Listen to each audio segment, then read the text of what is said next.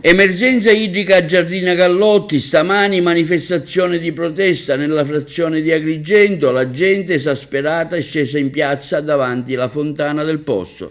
Purtroppo la condizione che stiamo attraversando è sicuramente allarmante e deplorevole, perché ci sono delle zone che non prendono acqua da mesi, parliamo di più di 2 mesi e mezzo.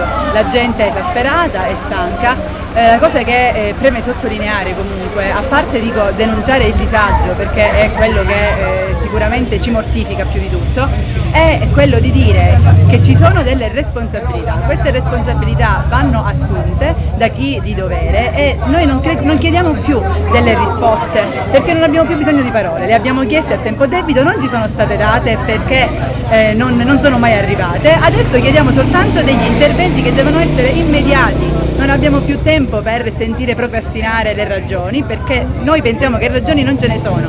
Tutto questo lo attribuiscono, tutta questa mancanza di acqua la attribuiscono alla scarsa piovosità. Sicuramente è un fattore che ha inciso, ma non è l'unico fattore, perché c'è una perdita di acqua nel sottosuolo che è incredibile. Ci sono delle perdenze, delle tubazioni rotte, guaste, che non vengono riparate nonostante segnalazioni e denunce. Adesso tutto questo deve finire perché la popolazione è davvero stanca, la popolazione è esausta, esasperata e ha bisogno di acqua. Dobbiamo tutti insieme manifestare il giorno 2 agosto e chiedere assolutamente un intervento immediato per garantire l'elemento essenziale dell'acqua, perché l'acqua lo stiamo vedendo come un problema, ma l'acqua non è un problema, è un diritto. Oggi siamo qua a manifestare per questa epocale crisi idrica che sta attraversando tutta la Sicilia, ma noi in particolar modo sentiamo gli effetti avendo già problemi precedenti con la distribuzione idrica. È da circa 2 mesi ormai che i turni si sono allungati da 20-25 giorni e ci sono anche quartieri dove non arriva l'acqua perché le riparazioni necessarie per fare arrivare l'acqua nella rete di distribuzione non sono state fatte da parte di AICA e quindi queste persone non hanno acqua, quindi con la distribuzione, ma la cosa più grave è che volendo anche comprare non riescono a comprarla perché le autobotte private non è più conveniente portare l'acqua a Giardina e quindi l'unica possibilità è quella delle autobotti che sta mandando il comune e dall'approvvigionamento idrico alla fontana pubblica.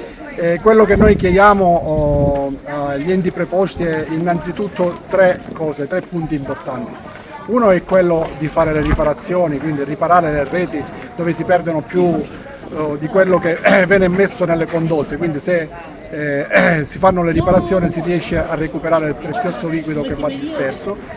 La seconda questione è quello dell'aumento della portata al serbatoio di Giardina Gallotti che serve anche alla frazione di Montaperto, almeno di 5-6 litri al secondo.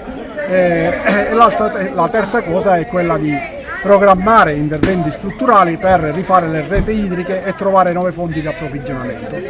Siamo a Giardina Gallotti, come potete vedere oggi è una giornata di mobilitazione per un bene comune che è l'acqua. Ci sono zone di Giardina che non vengono servite da mesi, cioè i turni sono di 20-25 giorni e anche un mese. La situazione ormai è allarmante con persone anziane e bambini che non ce la fanno più. Capite bene che abbiamo bisogno di un aiuto immediato. Le istituzioni dicono che è un problema che viene da lontano, ma abbiamo anche il ministro Musumeci che adesso è pure ministro della protezione civile, che è stato 5 anni presidente della regione. Quali risposte ha dato alla Sicilia sul problema siccità? Quali interventi si sono fatti? Gli interventi del dopo a noi non ci servono, a noi ci serve l'acqua subito, perché è un bene essenziale.